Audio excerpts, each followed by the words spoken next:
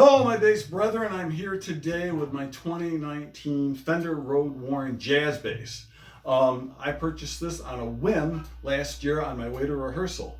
I stopped by the Great House of Guitars, and I just thought I'd take this to my Led Zeppelin tribute, TSR, The Songs Remain, to see how it sounded, because frankly, I've been through about 10 jazz basses, some very pricey jazz basses, and none sounded the way I wanted them to sound. Even with pickup changes, all kinds of little modifications here and there, I was left underwhelmed, really. So I bought this on a whim. I took it to rehearsal, and bam, there was the sound. Now, when Roadworn basses came out, I kind of dismissed them. I'm a bit of a vintage snob. You know, I'm like, why would you relic a perfectly good instrument, blah, blah, blah. Well, I don't know what Fender sprinkles on these things, but they sound and they play great. I was thoroughly impressed, so was my band. At my fingertips, there was the sound I wanted. John Paul Jones typically either had sort of a full round sound, you know, tube warmth, or he had a more trebly, grittier sound. And that's a real generalization.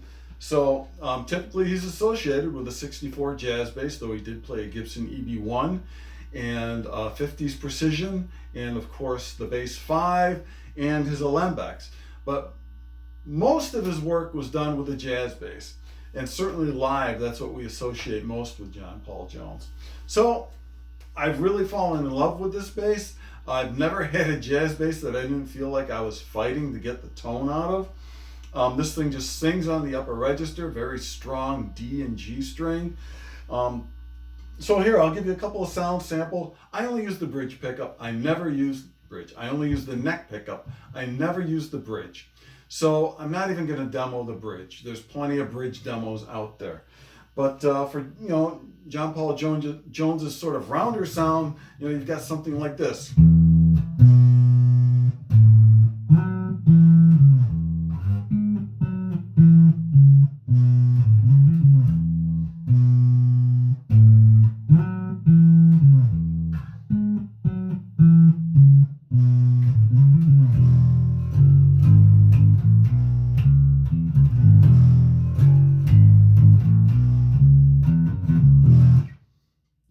Sounds great. I really love it. It's thick, it's gritty, it's got the tone has a lot of character on this bass. You know, then sometimes, you know, we dial up the treble, you know, like Heartbreaker. It's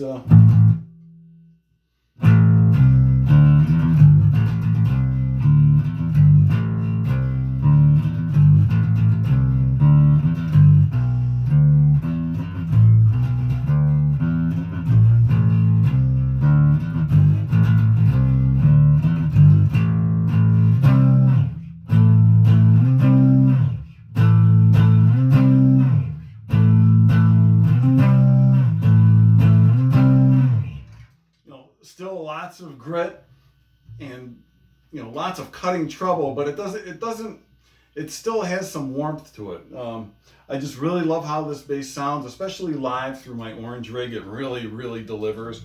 But again, I just really love how it sings. It just sort of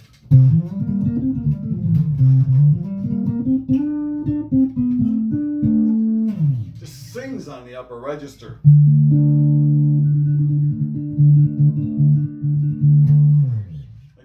Love that. It just, you know, the bass just, I've always fought with jazz basses, and this is the only one I've never fought with. I just plugged it in and played it, and it does everything I ask it to. I've strung it with, I usually use Rotosound RS66 LD, the stainless. I put the nickels on this because I wanted a little warmer sound, and I'm really happy with it.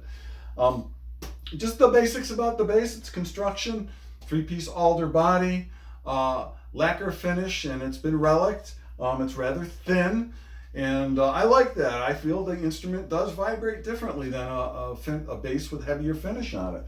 You've got the aged tortoiseshell pickguard, 60 style bridge with the barrel saddles, threaded barrel saddles, maple neck, 60s profile. This neck feels great. It feels like I've been playing it for 30 years.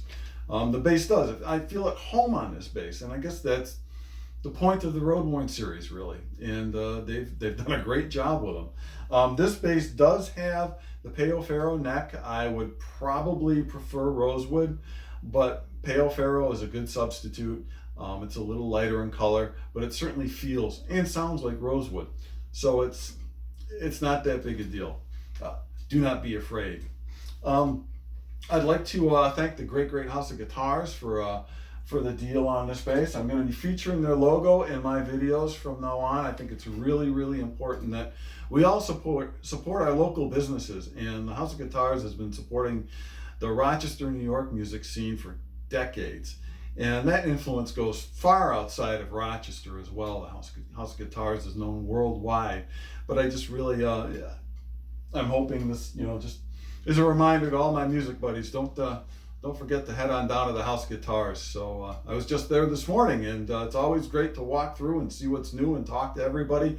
It's a real hub of the music scene. We all know that we all kind of run into each other at the House of Guitars, and I'm very fortunate to live in a town with a resource like the House of Guitars. So to all my friends there, thanks again for the great deal on the bass, and to everybody out there, keep on rocking, and I'll see you out there. Take care.